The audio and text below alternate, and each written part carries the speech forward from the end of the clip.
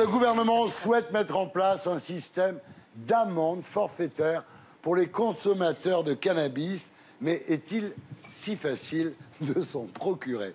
Vous connaissez le supermarché du Shit à Bagnolier? Ça s'appelle chez Mathieu Madénian. De la circonscription d'Alexis Corbière. C'est stupéfiant. C'est la preuve par l'image. On regarde.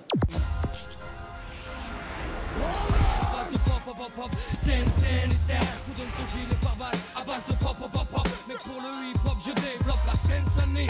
C'est de la bombe, bébé. Et si t'as le pédigré, ça se reconnaît au début.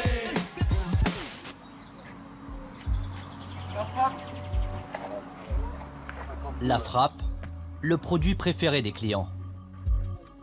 De la résine de cannabis ultra concentrée, vendue entre 6 et 8 € le gramme.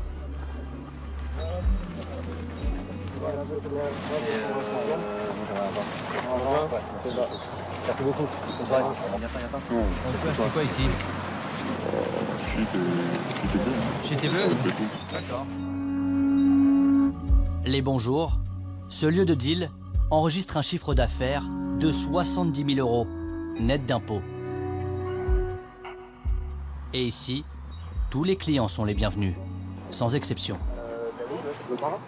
Ah, c'est un bas de huile. Oui. Bien servi, s'il te plaît. Et un fric, Elle est bonne? Quoi? Et un fric. Pourquoi tu dis je suis un fric? Ça, c'est bon. Et un fric, c'est moi. C'est bon. Reviens la prochaine fois. Ouais. Tu peux revenir? Ouais, tu peux revenir, il n'y a pas de souci. Ça marche. Merci beaucoup. Ce commerce, ça fait 10 ans qu'il tourne à plein régime. Certains clients sont des habitués. Ils viennent des 4 coins de l'Île-de-France pour s'approvisionner. Ouais, en fait, il y a pas mal d'histoires. Ça va. On parlait d'ici, tu l'as le style, ouais, tu as une de nos contestations.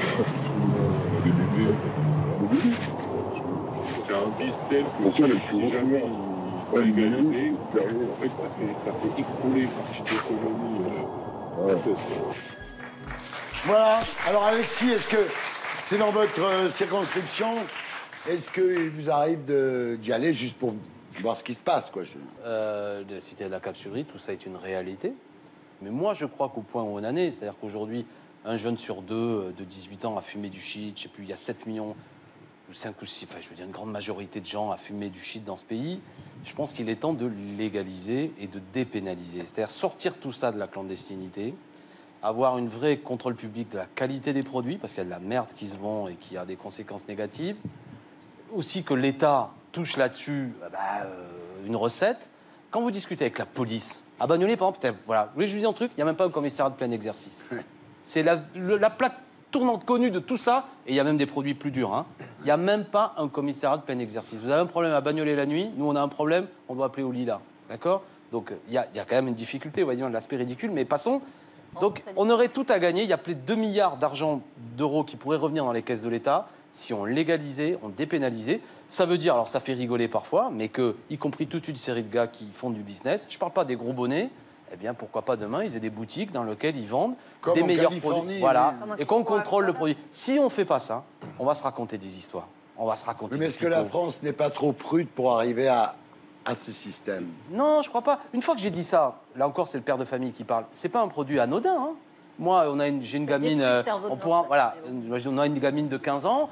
T'as pas envie. C'est l'âge où le cerveau se forme. C'est pas des produits innocents. Mais je suis aussi originaire de Béziers dans le sud. Ça picole à mort. Hein, ouais. Dans lequel il y a une culture ricard dans le sud qui est acceptée. Donc, je crois que le cannabis peut être un sujet dont on parle sérieusement, avec des campagnes de santé publique. Mais il est temps de dépénaliser, de légaliser ça, pour sortir de cette situation dans laquelle vous êtes. Alors moi, je t'ai entendu avec grand intérêt. C'est-à-dire que c'est très compliqué quand même, tu dois le reconnaître. D'ailleurs, je vois bien ton discours est un peu nuancé, parce qu'il y a un problème là-dedans.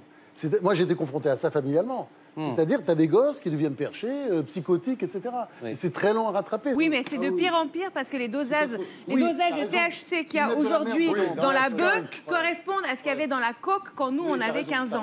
Donc il y a des phénomènes d'addiction chez nos enfants aujourd'hui qui n'existaient pas il y a encore 10 ans. Et s'il y avait un débit étatique de cela, il n'y aurait pas les dosages de THC dans la bœuf et dans le shit qu'il y a actuellement dans les rues de l'Île-de-France et de ce pays. Ça me permet de continuer dans mon discours. C'est-à-dire, moi, je pense qu'effectivement, libéralisation, effectivement, au point où c'en est, de toute façon, rien ne marche. En même temps, tu es obligé de continuer à avoir des contrôles policiers en permanence. Ouais. Enfin, ça serait bien qu'on explique aux gamins de quartier, en tout cas que ils ne sont pas destinés qu'à vivre du shit, d'accord.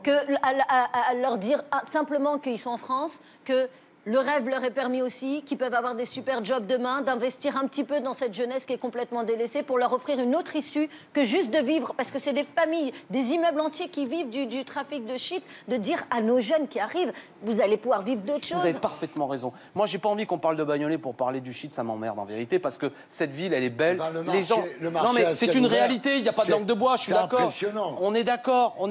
Mais si on veut reconquérir, que la République, elle reconquiert ces terrains, il faut qu'on mette le paquet sur le service public, sur l'école. Et moi, j'en veux à Blanquer qui fait des phrases, mais qu'en vérité, non, il donne pas un moyen. Il est bon. C'est bien, il est bon. Écoutez-moi, Fogg, j'étais face au responsable du rectorat de Seine-Saint-Denis. Le gars, il intègre le fait que l'année prochaine, il y aura des diminutions d'effectifs parce qu'il intègre l'évitement de la carte scolaire. Ils se battent pas pour qu'il y ait des moyens, pour qu'on dise c'est un beau collège. C'est là qu'on se rend compte que vous n'avez jamais été au pouvoir. Je suis désolée, le gars, il vient d'arriver. Non, mais le type, il vient d'arriver. Comment voulez-vous qu'il change des... Je vous parle d'une réunion de 7 semaines. D'accord, mais qu'il change des choses aussi complexes.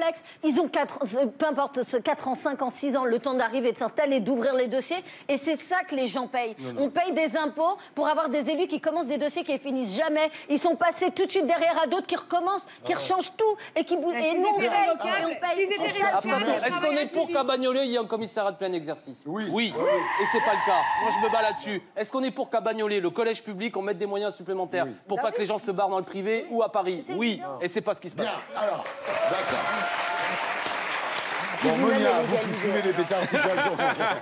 Et le problème, c'est qu'elle se fait des trous de boulettes sur ses robes, c'est une galère. Non, mais le pire, c'est que j'ai jamais fumé un joint de ma vie. Et ma vraie question, c'est est-ce que vous consommez du cannabis? Non, alors, je vais pas du tout être démago, je ne fume pas. D'accord. Je vous jure que je fume. Vous m'avez montré une photo, des fois, cigare, exceptionnellement. Mais non, mais je ne fume pas de cannabis. Et c'est important. Vraiment, je le dis sans aucune démagogie. Je connais des tas de gens qui fument. C'est pas obligatoire. Mais je ne fume pas. Et ça m'ennuie profondément. Et c'est des motifs d'engueulade quand notamment certains de mes enfants fument parce que je trouve ça dangereux et ça me tord le boyau. C'est pas un produit anodin. C'est pas ce que je suis en train de dire. Et là, j'aime pas quand on fait des blagues sur le fait que du shit. Non, c'est un mauvais pas aimé non plus. Il faut pas fumer. Alexis, ça date de cette époque-là. Et on voit ce que ça a donné, hein.